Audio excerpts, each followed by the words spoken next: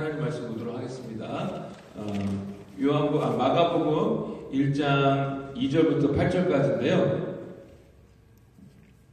우리 자막 여기 뒤에 있거든요. 우리 같이 한번 한 목소리로 읽어보도록 하겠습니다. 시작. 선지자 이사야를 보라, 내가 내 사자를 네 앞에 보내노니 그가 너의 길을 준비하리라. 광야에 외치는 자의 소리가 있어 이르되 너희는 주의 길을 예비하여 준비하라. 그의 오실 길을 곧게 하라. 기록된 것과 같이 세례 요한이 광야에 이르러 죄 사함을 받게 하는 회개의 세례를 전파하니 온 유대 지방과 예루살렘 사람이 다 나아가 자기 죄를 자복하고 요단강에서 그에게 세례를 받더라.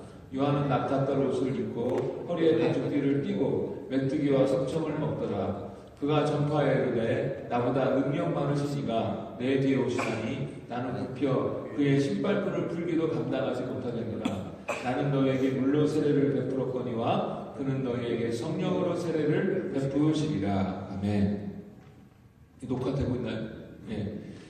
지난주에 제가 이제 설교한 거를 요번에 어떻게 됐나 해서 봤는데 설교가 제가 생각한 것보다 훨씬 길더라고요. 그리고 제가 와이프가 소리 좀 지르지 말라고 그러는데 설교할 때 가다 보니까 소리도 막 지르고 그러더라고요. 그래서 이제 짧게 하고 또 소리도 안 지르도록 하겠는데 여러분이 좀 도와주셔야 되는 게 있어요. 뭐냐면 제가 지난주에 말씀드린 것처럼 하나님께서 설교를 통해서 여러분들이 동의가 되고 확신이 되는 거에 있다면 아멘하고 소리로 이렇게 합답을 해주셔야 됩니다. 아멘? 아멘. 네. 왜냐면 제가 이제 자꾸 반복하게 되면은 그게 뭐냐면 이분들이 알아들었나 못 알아들었나가 이제 확인이 안 되니까 이제 자꾸 이제 그걸 이해시키려고 더 이야기를 덧붙이게 돼서 길어지고 두 번째로 소리가 커지는 것도 그거예요. 이분들이 잘 알아들으셨나 못 알아들으셨나 이제 못 알아들은 것 같으면 이제 저 성격이 급하니까 이제 소리가 확 커지는 겁니다. 그러니까 설교를 짧게 하기 위해서 그리고 제가 컴다운하게 설교를 하기 위해서 지난주에 말씀 나눈 대로 여러분들이 아멘 해주시길 간절히 부탁드립니다. 아멘. 네. 오늘 보면은 선지자 이사야 글에 이렇게 나와 있잖아요. 근데 이사야는 예수님 모시기 전 약 700년 전에 쓰여진 예언서입니다. 그러니까 오늘 기준으로 하자면 2017년이잖아요. 700년 전이 어떻습니까? 1317년, 1300년대에 쓰여진 예언이라고 할 수 있죠. 그러면은 지금 시대에서 이제 700년 전에 우리나라 대한민국이 언제였냐면은 1300년대가 고려 후기였습니다. 고려 후기. 여기서 약 90년만 더 지나면은 이제 조선이라는 나라가 태조 이성계가 이제 조선을 세우지 않습니까? 90년만 정도 지나면은 이제 조선이라는 나라가 생기는 그 시점입니다. 근데 지금 선지자 이사야 글에라고 하는 이 말을 좀 실감나게 이해를 하자면요. 1300년 고려 후기에 어떤 예언자가 있다라고 생각을 해보십시오. 근데 그 예언자가 앞으로 700년 후에 그 시대는 신기하게 왕을 이 백성들이 뽑는다. 그런데 원래 있던 여자 왕을 파면시키고 따뜻한 봄날에 새로운 왕을 뽑는 그런 선거가 있을 것이다. 그리고 그 선거에 누구누구가 왕으로 뽑히게 되는데 이 왕은 겸손히 백성을 섬기게 될 것이다. 라고 이제 고려 그 후기 1300년대 누가 예언을 그렇게 해놓은 것입니다. 그런데 어떤 한국 역사학자가 연구하다가 고려 후기 시대에 그런 예언이 있다는 것을 발견하고 2016년 작년 6월이나 7월쯤에 그 사실을 발표했다라고 한번 생각해 보십시오. 그럼 어떻게 되겠습니까? 그 발표한 대로 지금 일이 이렇게 이루어지니까 사람들이 놀라지 않겠습니까? 그럼 어떻게 돼요? 그 예언이 적혀 있다는 책, 그 예언한 사람이 누구인가 알아봐서 열심히 그 사람에 대해서, 그 사람 한 예언에 대해서 연구하지 않겠습니까? 다른 무슨 또 예언이 없나 해서? 마찬가지로 하나님께서 700년여 전에 미리 일어날 일을 이사야를 통해서 말씀해 주셨는데요. 이것이 조금만 생각해 보면 너무나도 대단하고 신기한 일이 아닐 수가 없다라는 것입니다. 그런데 하나님께서는요. 당신의 일을 하실 때에 이렇게 당신의 하실 일들을 미리 당신의 종들을 통해서 알려주십니다. 아모스 3장 7절에 보면은 주 여호와께서는 자기의 비밀을 그 종 선지자들에게 보이지 아니하시고는 결코 행하심이 없으리이다. 하나님은 당신이 하실 일들을 꼭 당신의 종 선지자들을 통해서 알려주시고 행하신다는 것입니다. 왜 그렇습니까? 그래야 사람들이 어떤 일들이 일어났을 때 그것이 우연히 일어나는 것이 아니라 하나님의 계획 가운데, 하나님의 다스림 가운데 일어났다는 것을 알게 되기 때문에 그렇습니다. 만약에 그런 거 알려주는 거 없이 그냥 하나님께서 계획하신 대로 당신 혼자 이런 일을 하시고 저런 일을 하신다고 하면 사람들은 그냥 그냥 때가 돼서 그런 일이 일어난 거네 라고 생각하기 때문에 하나님께서 당신이 계획하시고 주관하시고 다스리신다는 것을 알려주시기 위하여 미리 항상 때마다 당신의 종들을 통하여 알려주시는 것입니다. 특별히 예수님의 탄생과 예수님의 죽으심에 관해서 하나님께서 예언자들을 통해서 많이 말씀하셨는데 구약성경에 보면 예수님에 관한 예언이 300여 가지가 된다고 합니다. 여러분, 그런데 그 300여 가지라는 되는 예수님의 예언이 예수님의 오심으로 말미암아 다 이루어졌죠. 여러분 혹시 나비효과라는 말을 들어보셨는지 모르겠습니다.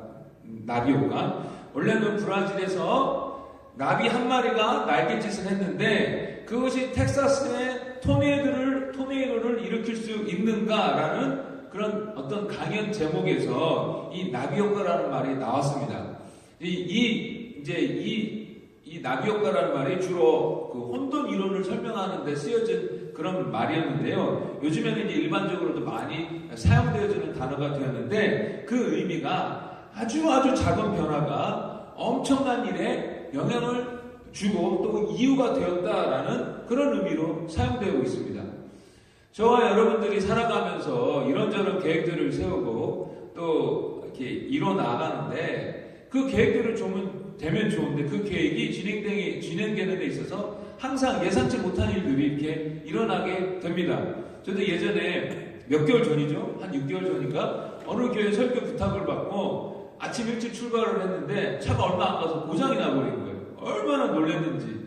다행히 얼마 안 가서 차가 고장이 나서 빨리 아내에게 전화해가지고 아내가 차를 가져와가지고 이제 차를 바꿔 타서 정말 가까스로 예배 시간에 맞게 도착을 했는데요. 우리가 계획하지만 예기치 않은 일들이 일어나서 그 계획이 흐트러질 때가 많이 있다는 것입니다.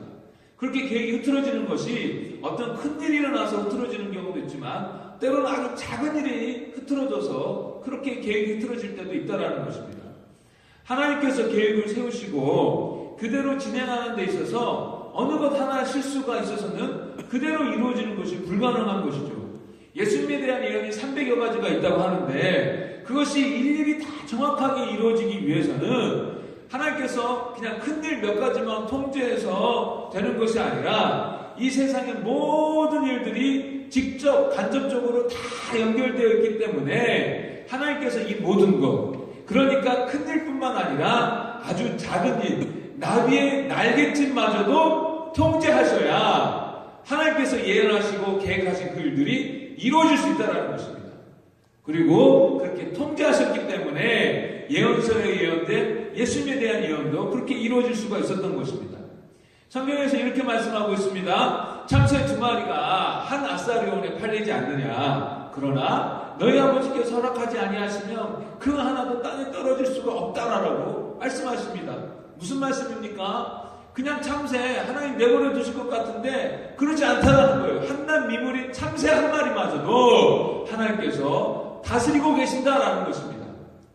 그러기에 하나님은 온 우주 그리고 이 세상의 모든 역사를 주관하시는 분이신데 그런 굵직굵직한 큰 일만 다루시는 것이 아니라 작은 일들, 정말 나비의 날갯짓 같은 그런 작은 일에도 신경 쓰시고 그것도 마저도 다 하나님의 다스림 가운데 있다는 것입니다. 이 사실 이해가 가시죠? 지금까지 설명 이해가 가시죠? 네. 그리고 모든 것이 크던 작던 모든 일이 다 하나님의 다스림 가운데 있기 때문에 저와 여러분의 삶의 모든 것도 다 하나님의 다스림과 관심 속에 있다는 것입니다. 이해가 되십니까?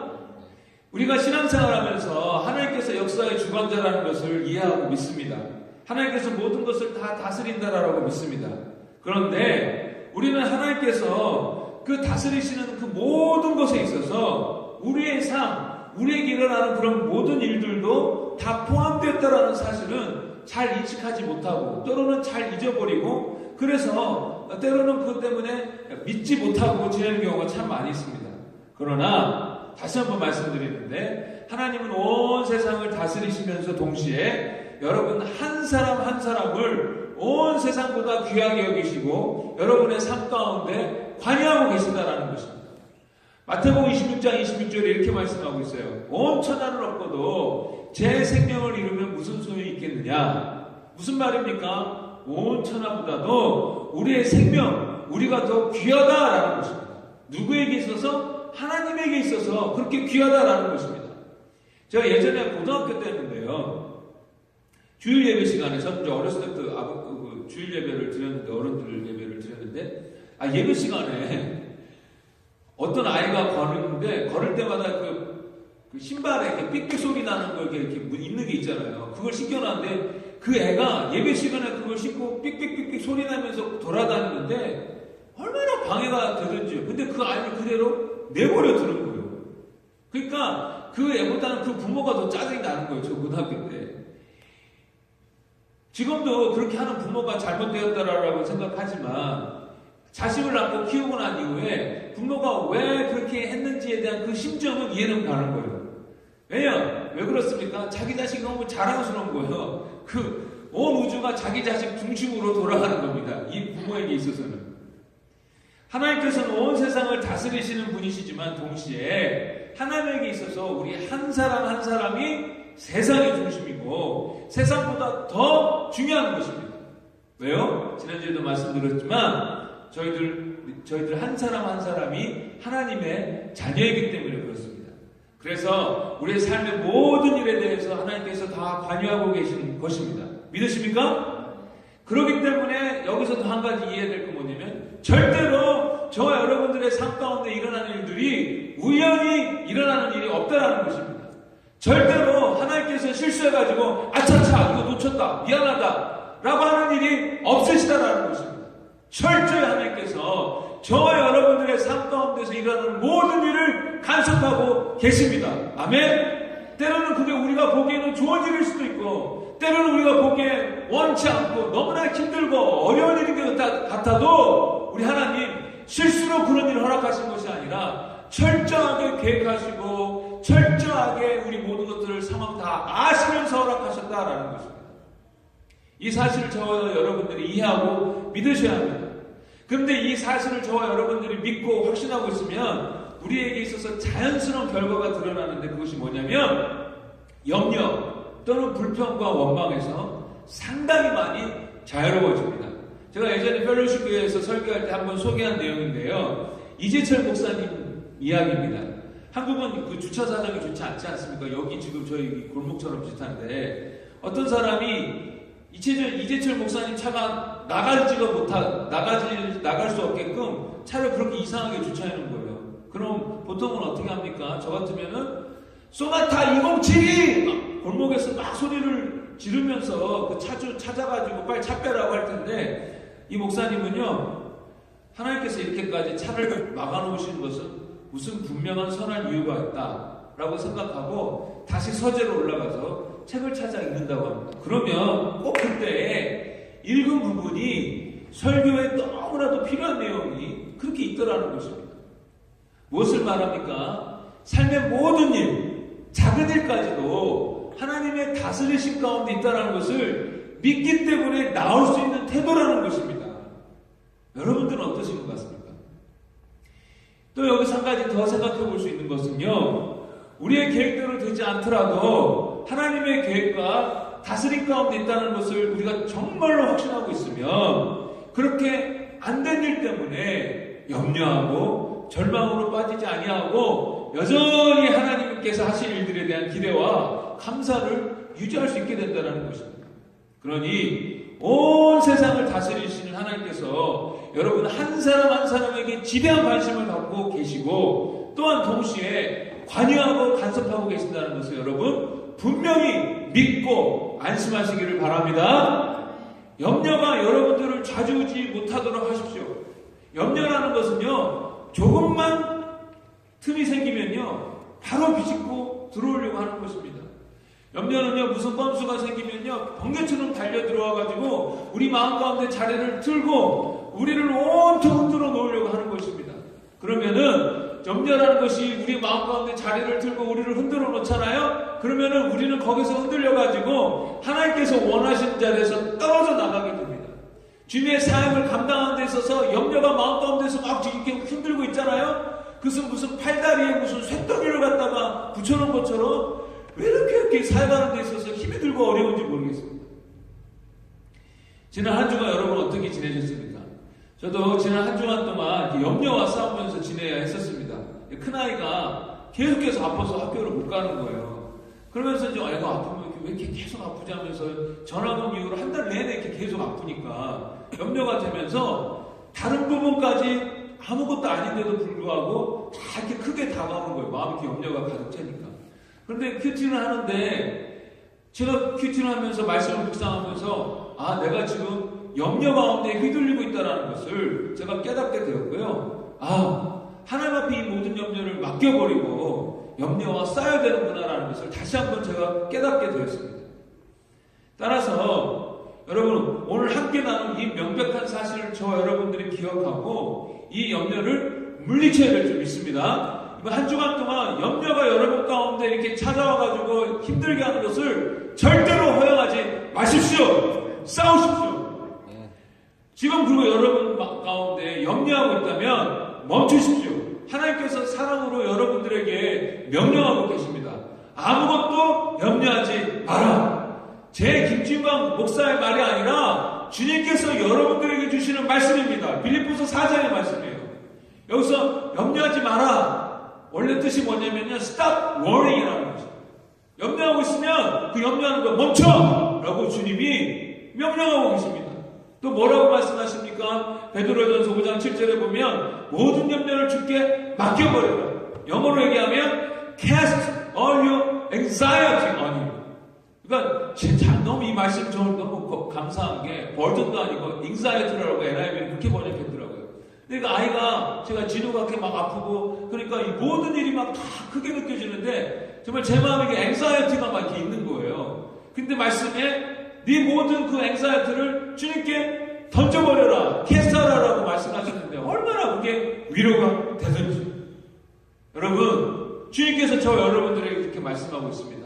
그러면 여러분 그 말씀 믿고 모든 anxiety, 염려를 주님께 던져버리십시오. 아멘. 그리고 대신에 우리를 사랑할 수 있는, 우리를 우주처럼 여기시는 그 하나님을 계속해서 바라보시길 바랍니다. 그 약속을 붙잡는 여러분 되시길 바랍니다. 염려 마십시오. 이게 주님의 뜻입니다. 오늘 본문은 이사야의 예언으로 시작하고 있습니다.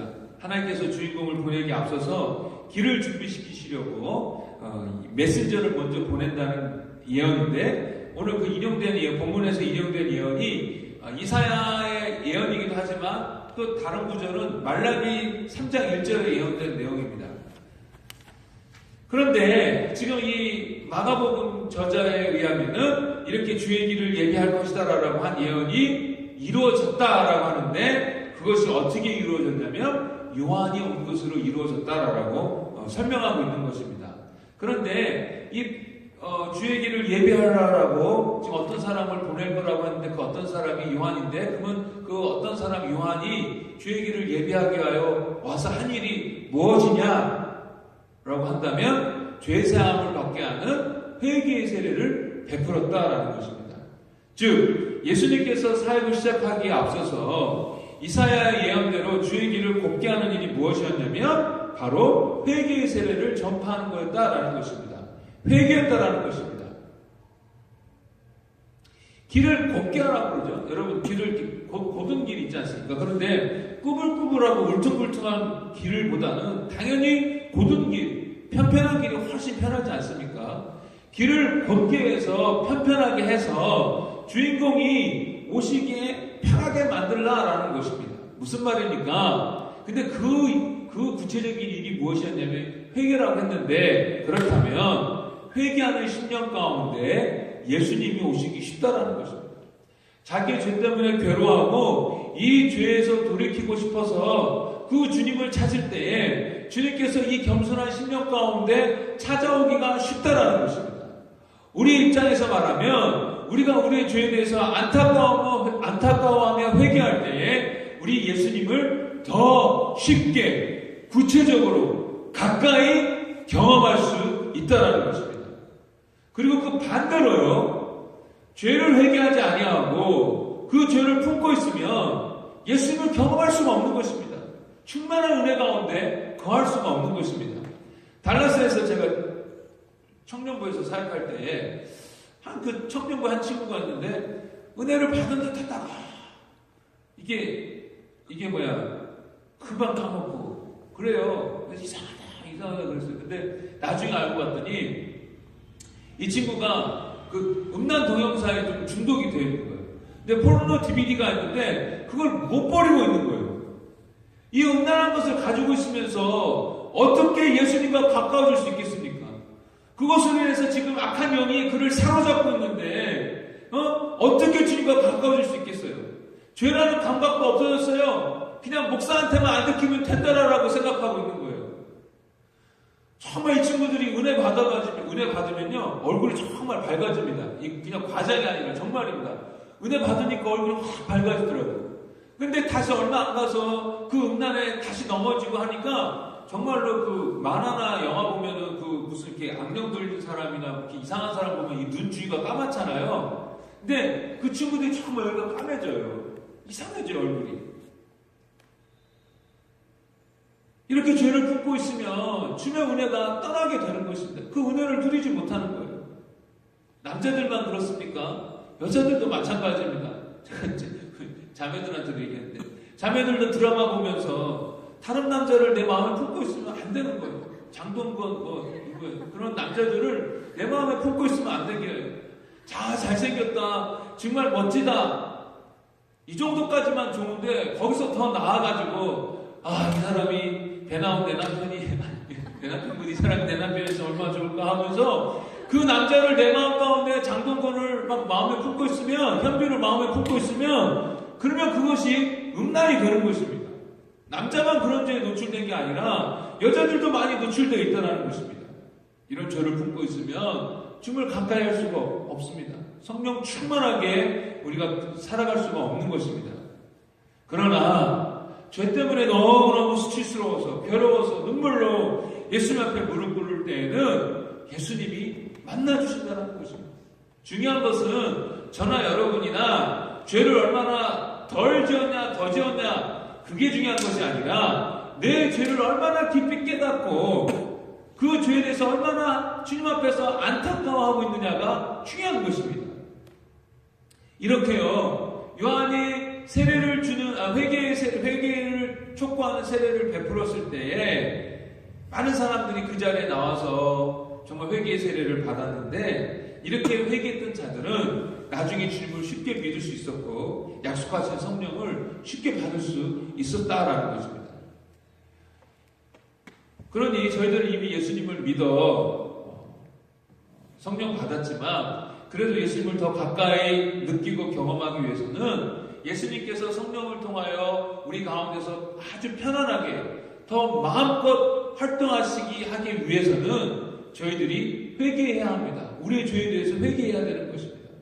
그러면 여기서 죄가 뭐냐라고 좀 더 생각해 보기를 원합니다. 우리가 보통 죄가 있다 없다를 판단할 때에는 세상 사람들이 말하는 기준으로 판단하는 경우가 많이 있습니다. 그런데 저 여러분들 꼭 기억해야 될 건 뭐냐면 우리 인생의 마지막에 우리의 인생에 대해서 평가하실 분은 예수님이지 세상 사람들, 내 주위의 친구들, 이웃이 아니라는 것입니다. 온 세상의 심판자이신 예수님께서 옳다고 하면 옳은 것이고 그분이 틀리다 하면 틀린 것입니다. 그분께서 말씀하신 것 가지고 저 여러분들이 이것이 죄다 아니다라고 판단해야 되는 것입니다. 그런데 예수님께서 말씀하신 기준이 무엇입니까? 겉으로 드러나는 것뿐만 아니라 내면에 있는 음란, 미움, 남편에 대한 미움, 아니면 아내에 대한 미움, 그런 미움, 시기, 주위 친구들, 동료들에 대한 시기, 이런 것들을 주님께서는 죄라고 말씀하시는 것입니다. 우리는 드러나지 않으면 죄가 아니라고 생각하는데 아니요. 마음을 보시는 주님께서는 이 마음에 품은 죄까지 다 죄라고 하시는 것입니다. 또 죄에 대한 구체적인 리스트가 있습니다. 갈라디아서 5장 19절에서 21절의 말씀입니다. 육체의 일은 분명하니 곧 음행과 더러운 것과 호색과 우상숭배와 주술이 뭐냐면 위치크래프트고, 원수 맺는 것, hatred, 그 다음에 분쟁과 시기와 분냄과 당짓는 것은 영어로는 selfish ambition, 그리고 분열과 이단, 투기와 술 취함과 방탕함, 또 그와 같은 것들이라. 전에 내가 너희를 경계한 것 같이 또 다시 경계하노니, 이런 일들을 하는 자들은 하나님의 나라를 유업으로 받지 못할 것이요.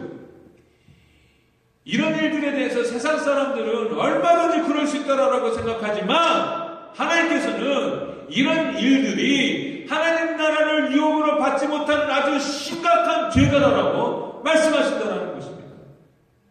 심각한 죄입니다. 그리고 무엇보다도 근본적인 것은 하나님의 뜻을 무시하고 내 뜻대로 사는 것이 죄입니다. 어떤 중요한 결정을 하는데 예수 믿는다고 하면서도 기도도 하지 아니하고 하나님 앞에 여쭤보지도 아니하고 하나님을 의지하지도 아니하고 내 마음대로, 내 능력대로, 내 좋은 대로 결정합니까? 그건 죄입니다. 우리가 숨쉬고 있는 이 세상은 끊임없이 이런저런 통로를 통해서 세상의 기준들을 저 여러분들에게 가르칩니다. 그런 거 죄 아니야. 자연스러운 거야. 그럴 수 있어라고 가르칩니다. 그렇기 때문에요, 저 여러분들이 정말 주의하지 않으면 그것이 맞아 하고 옳은 것이 그냥 따라가기가 십상이라는 것입니다. 우리의 심령이 자꾸 세상의 가르침으로 죄에 대하여 무뎌지기 십상입니다. 그렇기 때문에 저 여러분들이 오늘 이 말씀을 통하여 주님께서 말씀하시는 죄의 기준이 무엇인지 분명히 깨닫고 그 주님께서 말씀하시는 기준에 의하여 내가 얼마나 심각한 죄인인지를 깨닫고 주 앞에 회개하는 저와 여러분이 되면 좋겠습니다. 여러분, 회개를 통하여 주님과 더 친밀하게 들어가는 것입니다. 회개하지 아니하고 우리가 죄를 품고 있으면 주님과 더 가까워질 수가 없습니다. 더 가까이 나아갈 수가 없는 것입니다. 마지막으로 한 가지만 더 나누고 말씀을 마치겠는데요. 회개하고 예수님께 간절히 매달림으로 성령의 충만함을 받자라는 것입니다. 세례 요한을 통해서 오늘 주시는 말씀 중에 정말 중요한 정보가 있는데 그것이 무엇이냐면, 세례 요한 자기는 물로 세례를 베풀지만 자기 뒤에 오신 예수님은 성령으로 세례를 베푼다라는 것입니다. 정말로 저와 여러분들은 예수님을 믿을 때에 성령을 받았습니다. 믿으십니까? 네, 예수님을 믿을 때 성령을 받았어요. 사실은 성령님께서 저희들 몰래 뒤에서 싸바싸바 역사하셨기 때문에 저와 여러분들이 예수님을 이렇게 믿게 된 것입니다. 그러나 저와 여러분들이 예수 믿을 때 성령께서 우리 안에 내주해 계시지만 성령의 충만함은 다른 것 같습니다. 같이 예수 믿어도 어떤 사람은 성령 충만해가지고 기쁨과 사랑과 긍휼과 감사가 넘쳐나는데, 어떤 사람은 예수 믿는다고 해도 염려와 불평과 원망으로 가득 찬 사람들이 있습니다. 왜 그렇습니까? 성령의 충만함에 따라 다른 것입니다. 지난주 내내 이제 큐티하면서 말씀을 묵상하면서 또 기도하면서 저에게 또 우리 교회에게 주시는 말씀 같다라고 이렇게 마음에 감동이 된 것이 있었는데, 그것이 무엇이었냐면요, 기도하라였습니다. 기도하라. 지난 화요일 날 제가 이제 골방 기도에 인터넷 골방 기도를 인도를 하는데요. 그때 기도하면서 그 생각이 난 거예요. 마가 다락방이 생각이 났습니다. 이들이 성령의 충만함을 받을 때까지는, 약속한 걸 받을 때까지는 예루살렘을 떠나지 말라고 그러셨고, 그래서 이 사람들은 예루살렘을 떠나지 아니하고 마가 다락방에서 기다리면서 열심히 기도했습니다. 근데 기도하는 가운데 성령의 충만함을 받았고, 성령의 충만함을 받고 나서야 이 사람들이 담대하게 복음을 증거할 수 있는 사람들이 되었다는 것입니다. 여러분, 제가 자주 말씀드렸지만 오직 은혜로 교회가 그냥 예수 믿는 사람, 이 지역에 있는 예수 믿는 사람 그냥 좀 빼오고 뭐 나눠먹게 하려고 이 오직 은혜로 교회가 세워진 것이 아니라, 이 지역에 있는 믿지 않는 영혼들, 믿음 가운데 굳건히 서 있지 못하고 흔들리는 영혼들, 그런 영혼들 주 앞에 이끌어 와서 그들이 주 앞에 온전히 예수 믿는 사람으로, 하나님의 자녀로, 주님의 제자로 세우려고 저희들이 교회가 세워진 거 아니겠습니까? 그런데 그러려면 이 일들을 우유로 감당 못한다는 것입니다. 영혼에 관한 일, 사람을 구원하는 일, 우리 힘으로 감당 못합니다. 하나님의 능력으로 감당해야 되는데, 그러려면 성령 성령의 충만함을 받아야 한다는 것입니다. 그리고 이 성령의 충만함을 받기 위해서는 마가 다락방에서 120명의 제자들이 힘써 약속하신 성령이 오실 때까지 기도했던 것처럼 저와 여러분들이 간절히 힘써 기도해야 된다는 것입니다. 그들이 열흘 정도 기도했거든요. 만약에 성령님이 열흘째 안 오시고 15일째, 20일째 왔더라면 그 사람들 열흘만 하고 관뒀겠습니까? 아닙니다. 약속하신 것이 오실 때까지. 그래서 20일 지나고 왔으면 그 사람들이 20일 동안 기도했을 것입니다. 저 여러분들, 우리의 능력으로 이 교회를 세우신 하나님의 그 뜻을, 그 사명을 감당 못합니다. 기도하고 약속하신 성령으로 다시 한번 충만하게 더럽혀질 때에 그것이 가능한데, 기도할 때라는 것입니다. 또 금요일날 토요일날 제가 큐티를 하는데 시험에 들지 않게 기도하라라고 예수님이 말씀하시는 거예요. 예수님께서 제자들에게 뭐라고 말했었냐면, 너네 전도여행 보낼 때에 너네 전대도 가져가지 말고 뭐도 가져가지 말고 뭐도 가져가지 말라고 예수님께서 말씀하시고 그냥 보내거든요. 그래서 이 제자들을 진짜 아무것도 가짐 없이 전도하러 갔는데 하나님께서 다 채워주셔가지고 돌아온 적이 있었거든요. 그래서 예수님께서 물어보는 거예요. 너네 옛날에 전도여행 갔을 때 뭐 부족한 게 있더냐? 없었는데, 처음 없었는데요. 근데 지금은 준비해야 된다. 전대도 준비해야 되고 배낭도 칼도 준비해야 되고 칼도 준비해야 된다라고 예수님께서 말씀하시는 거예요. 근데 이 말씀이 뭐냐면, 실제적으로 전대도 준비하고 배낭도 준비하고 칼도 준비하라라는 말씀이 아니라, 이제 예수님께서 십자가에서 달려 돌아가시게 되는 그런 어둠의 때가 오게 되는데, 그때를 대비하여 영적으로 준비되어야 된다라고 지금 예수님께서 비유적으로 말씀하시는 거예요. 너네 영적으로 지금 믿음을 비축하고 있어야 돼 라고 말씀하시는 거예요. 또 예수님께서 겟세마네에서 마지막 그 십자가의 죽음을 앞두고 피땀 흘려가면서 기도하고 계시는데, 그때 예수님께서 기도할 때 제자들도 같이 그 자리에서 주님과 함께 기도하고 준비되어야 했었는데, 이 제자들이 다 자버렸습니다. 영적 어둠, 앞으로 다가올 영적 어둠 시련들을 위하여 준비하지 못했습니다. 그 기회를 놓쳤어요. 그러니까 어떻게 됩니까? 이 제자들은 실패하고 결국 다 예수님을 저버리는 자들이 되어버렸다는 것입니다. 저희들도 마찬가지입니다. 기도의 시간이 주어졌을 때에, 함께 기도하고 할 때에, 아니면 따로 떨어져서 기도하자고 할 때에, 따로 떨어져서 기도하자고 할 때에, 그때가 바로 영적으로 준비되도록 하나님께서 주시는 기회라는 것입니다. 그런데 그 기회, 그 준비될 수 있는 기회를 저 여러분들이 놓쳐버리면 삶 속에서 이런저런 일들 때문에 예수님을 부인하게 되는 일들이 일어난다는 것입니다. 준비되지 않으면 돈 몇 푼에 주님을 부인하게 되고, 준비되지 않으면 나 좀 승질났다고 예수 믿는 거 잊어버리고 성경 그냥 소리 확 질러버리고 화 확 내버리는 그런 사람 되어버린다는 것입니다.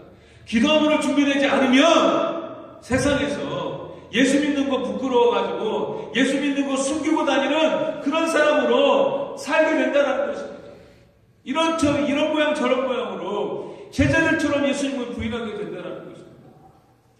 저 여러분, 우리 교회는요, 기도해야 할 때입니다. 믿습니까? 성령 충만함을 받도록 기도해야 할 때입니다. 기도함으로 하나님께 구하라 라고 주님이 계속해서 말씀을 통하여 알려주시는 것입니다. 저도 더 정신 차리고 기도해야 되지만 여러분들도 더 기도해야 합니다. 이런저런 바쁜 일도 있고 피곤하기도 하지만 시간만 되면, 정해진 그 시간만 되면 잠깐이라도 그 시간을 하나님 앞에 드려 기도함으로 매달려야 하는 것입니다. 여러분, 예수님의 제자들이 얼마나 그때 당시 피곤했는지 압니까? 예수님의 제자들은 예수님이 십자가에서 죽으신다고 하니까, 그리고 자기네들 중에 한 명이 예수님을 배반할 거라고 하니까 이 제자들이 마음이 슬펐어요. 그리고 하루 종일 걸어다니고 사역해서 육체적으로도 피곤했습니다. 마음도 슬프고 육체적으로 피곤하고. 제자들은 그때 예수님께서 기도하실 때 기도 같이 못하고 옆에서 자도 충분히 이해가 되는 그런 이유가 있었습니다. 그러나 그때에는 피곤해도 마음이 슬펐다 할지라도 억지로라도 깨어 기도해야 하는 그때였다라는 왜냐? 영적으로 어두운 시련의 때가 곧 코앞에서 다가오고 있었기 때문이었습니다. 여러분, 지금은 어떤 때라고 생각하십니까? 지금 저희 교회적으로 어떤 때라고 생각하십니까? 여러분, 가정적으로는 지금 어떤 때라고 생각하십니까? 정말 기도가 필요한 때 아닙니까? 그럼 여러분, 기도의 우선순위를 두십시오. 기도의 시간을 정하십시오. 골방 기도회를 정하시든지 아니면 다른 시간을 정하시든지 좋습니다. 그래서 그 시간만큼은 방해받지 아니하고 기도함으로 하나님 앞에 매달리도록 하십시오. 그렇게 기도로 준비되지 않으면 큰일 납니다. 감당을 못하게 된다는 것입니다. 뭐 기도하지 않고 이런저런 일을 했습니까? 그렇게 주님을 위하여 열심히 한 것 해도 나중에는요, 남는 건 뭐가 남는지 아십니까? 자랑이 남습니다. 내 교만함이 남습니다. 아니면 다른 사람들이 나 일할 때 도와주지 않았다고 원망이나 시기, 미움망 이런 것들만 남게 된다는 것입니다. 주 앞에 기도하지 않고 준비되지 않은 상황에서 이런저런 사역을 하게 되면 말입니다. 그러니 기도해야 합니다. 무슨 일이 있더라도 그 시간을 지키도록 해야 합니다. 특별히 이때는 말입니다. 저도 그렇고 여러분들도 그렇고 이 영적 졸음과 이 영적 나태함에서 깨어나야 합니다. 말씀을 정리하겠습니다. 저를 따라서 한번 해주시기 바랍니다. 주님, 이번 한 주 어떻게 살아야 해요? 네, 이 질문을 가지고 말씀을 정리하고자 합니다. 염려 또는 원망이 여러분들을 사로잡지 못하도록 우리를 사랑하시고 우리 삶의 모든 것들을 철저히 관여하고 계시는 하나님을 계속해서 바라보십시오. 그리고 이번 주 이 사실을 기억하도록 계속해서 애쓰시고 염려가 여러분 마음 가운데 들어오는 것을 그냥 내버려 두지 마십시오. 계속해서 물리치시는데 어떻게 물리칩니까? 하나님 날 사랑하시고 모든 것을 다 다스리시고 나비의 날갯짓마저 다스리시는 그 하나님께서 내 삶을 철저히 다스리고 계셔. 관여하고 계셔. 그분은 날 너무나도 사랑하시는 분이야. 이 사실을 가지고 염려를 물리치시길 바랍니다. 두 번째로 회개하십시오. 주님을 찾지 아니하고 내 맘대로 결정했던 것, 주님을 의지했어야 되는데 주님을 의지하지 않고 그냥 내 힘으로 하고자 했던 것, 주님보다 내 마음에 급한 것을 더 높은 순위로 우선순위로 두었던 것을 여러분 회개하십시오. 세 번째로 이번 한 주간 기도함으로 준비되라라고 우리 주님께서 말씀하시니까, 또 기도함으로 성령의 충만함을 받으라고 하시니까 이 기도의 부르심에 순종하는 이번 한 주 되길 주의 이름으로 축원합니다. 이제 우리 잠깐 말씀에 근거해서 기도하기 원합니다.